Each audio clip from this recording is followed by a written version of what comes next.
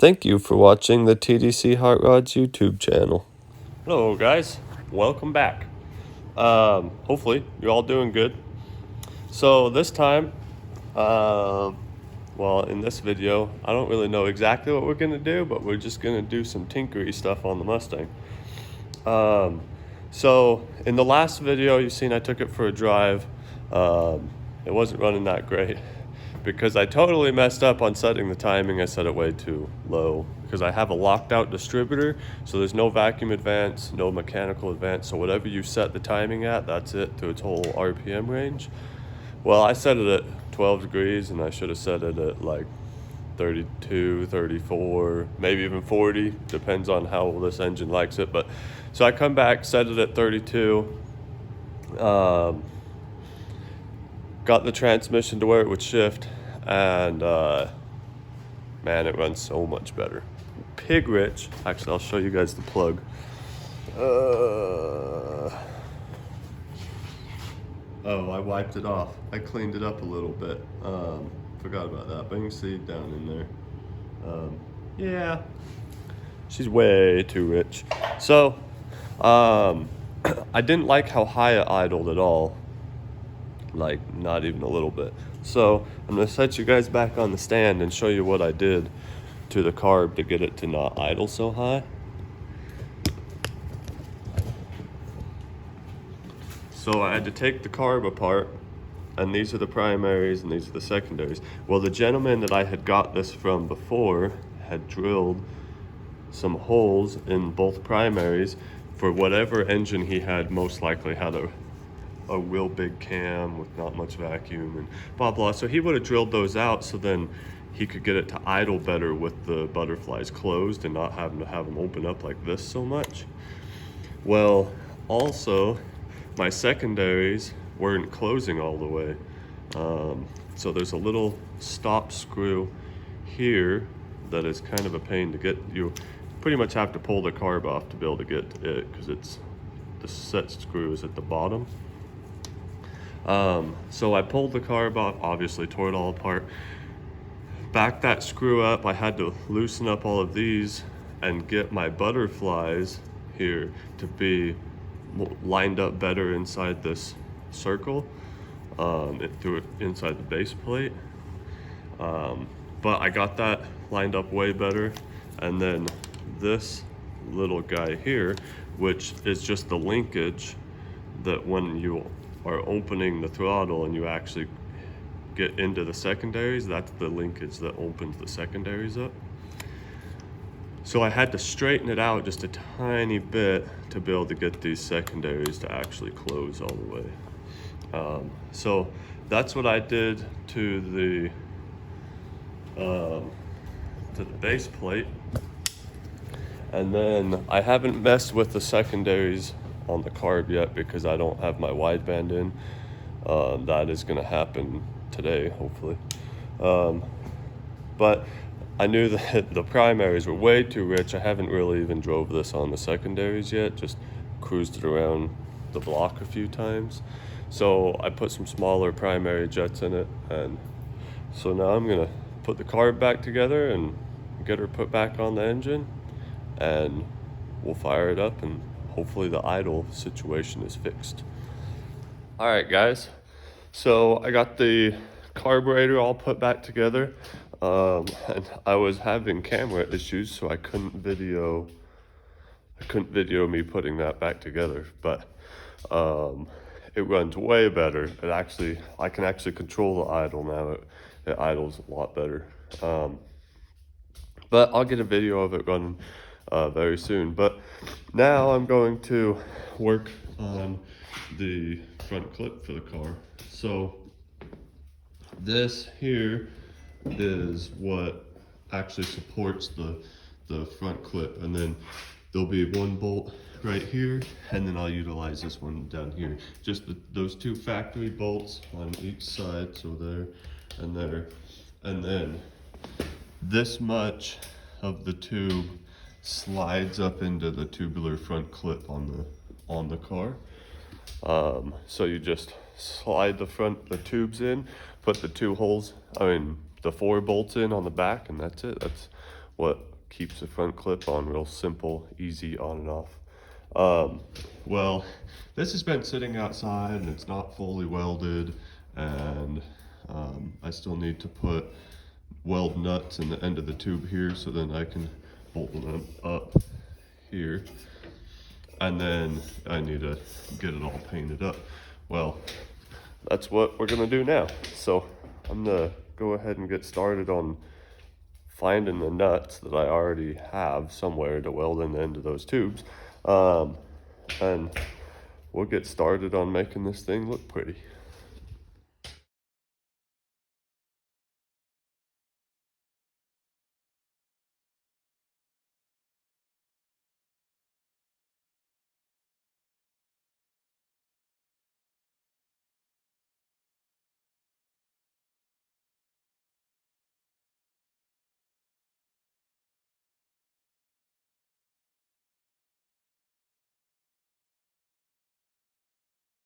Alright, so I got the nuts all welded in, and it's all bolted up nice and secure here. So I welded the nuts inside these tubes, and then the bolts just crimped the fender to the piece of tube there. So we got 4 spots that hold that whole bracket on there. So now I need to come in here and finish welding up everything. There's nothing that's final welded yet, so I'm gonna pull out the wire wheel and clean all this surface rust off of here and get some nice welds on and throw some paint on it, and we'll be done.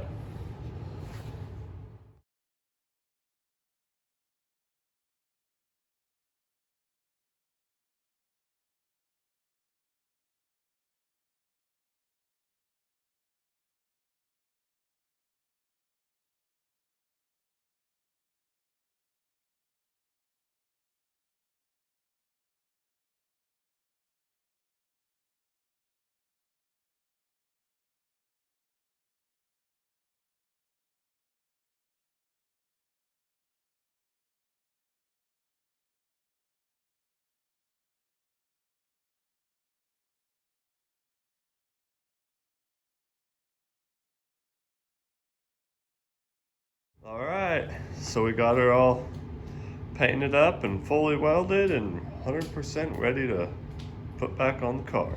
I thought it turned out pretty good. I was trying to decide whether I wanted it body color or black, and I think body color is gonna look real nice, because once when I actually paint the car, which will be a while from now, I've got a lot to do before the outside ever gets painted, but once when I do, I think I'm gonna come in here, and anywhere in here that you actually will be able to see from under the hood, when the hood's popped open, all that's gonna be painted. Where on a factory car, you got an inner core support that you can't see any of this ugliness down there. So once when I actually paint the car, then all that stuff will get painted up real nice. But for now, I think that turned out real sweet. So I'm gonna get back to work on something else, guys. So I got a old stock HEI distributor here, and I'm going to delete the vacuum advance and rebuild, put some new bushings in here, play around with the spring weight for the mechanical advance, and I am going to put a limiter on it so it can only advance however many degrees I want it to. Like right now, I think this will advance all the way. If I set the base timing, the initial timing at like 12 degrees, I believe this will still advance all the way up to 40. I could be wrong, but I'm going to put a limiter in here so it will only advance to whatever I want it to, whether it be like 28 degrees or 30 degrees, whichever. So that's what I'm gonna go ahead and do now. Tear this baby all apart, get it all cleaned up, make it look brand new again, and put a limiter in there, and then I will be putting this distributor in place of the distributor that's in the car until I get my nicer, fancier ignition and turn the boost up.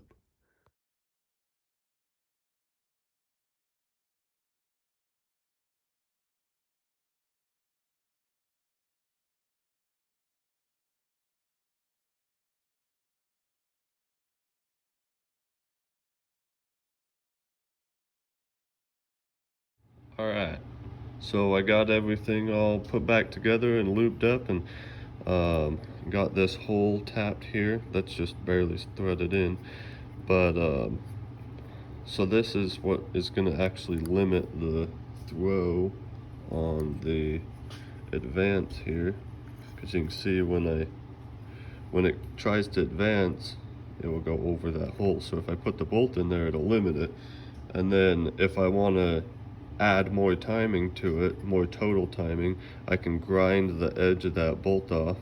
It might be kind of tedious, but I can grind it off until I get my total where I actually want it. But I got it all lubed up, got some real light curved springs on there. I'm gonna fire it up, and I'm gonna fire it up and do some tests and see how much mechanical advance I actually get even without the bolt in it. And then I'll put the bolt in, and then I'll play with the springs to see how fast it ramps in. But yeah, I'm gonna get this baby switched out and do some playing around.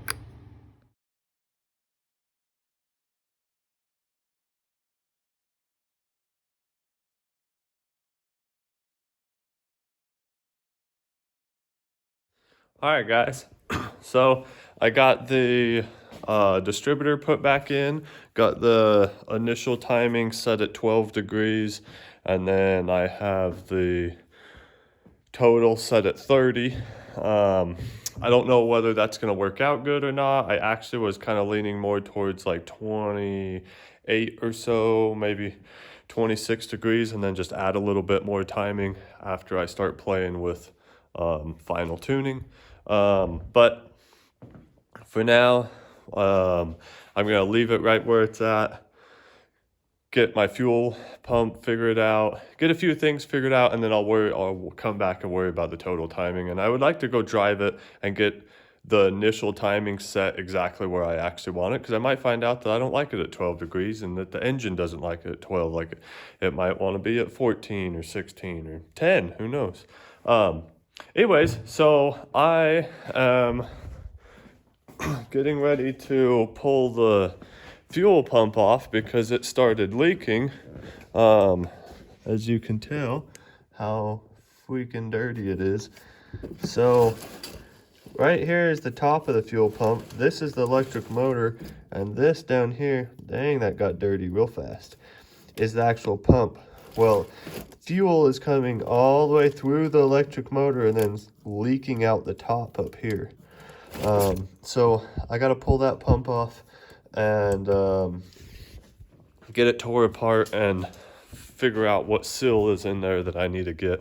I ordered this diaphragm kit, and then when I ordered it, I'm like, man, that looks like a fuel pressure regulator diaphragm. That's weird. I wouldn't think the pump would have that. Well, it wasn't for the pump. It's for the regulator that's on the pump. So I guess it is for the pump, but it's for the regulator that's mounted to the pump. So I'm going to go ahead and throw that in there while I got it, just because it's brand new and I already paid for it, so it'd be good to have it. But that's what I'm going to work on next, is get that pump taken off. There's a lot more that's going to happen. Like, you can see the front clip is finally back on the car. Hasn't been back on the car in a long time. Since I put it on, I realized there's a few things I need to change. I've drove the car probably a total of 20 miles now, so not very much, but mainly just around town. And there's some stuff that I already see that I don't like that I'm going to change. Some stuff that will just make it nicer to drive, whatever. Anyway, so I'm going to get that pump taken off, and when I get it off and figure out where it's actually leaking, I'll go ahead and show you guys. So I'm going to get back to work. All right, guys. So I got the pump all tore apart. and I'll show it to you here. So this is the actual pump itself. This part spins, and these little guys here, they sling out like that while the pump is spinning, and it creates a pump or a vacuum to suck the fuel from this side and then push it on up to the car. Well, this plate here sits like that. An electric motor goes through there. There's a little sill in there which I have popped out, and then there is an O-ring that rides on here. So I got the part number for that sill. It's a fairly, like, I was able to find it online, no problem, but once when the part store opens, and I'm gonna call up there and see if they can get one today or tomorrow, would be awesome.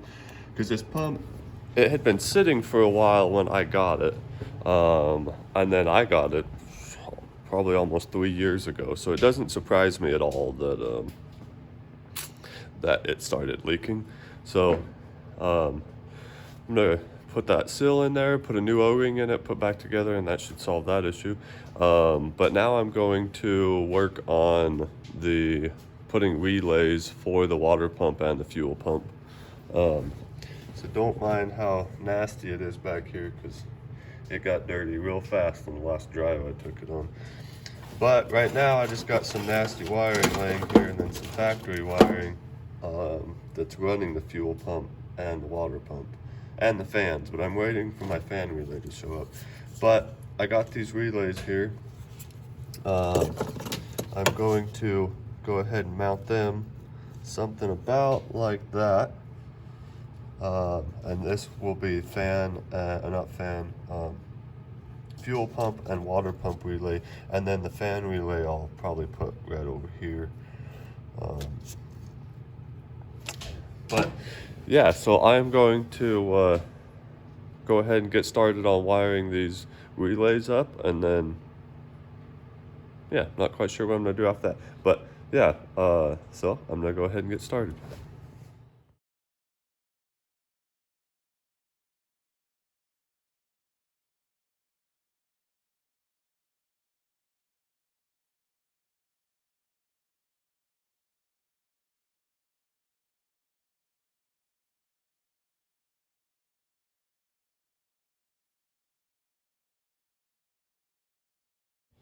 Alrighty guys, we made a little bit of progress.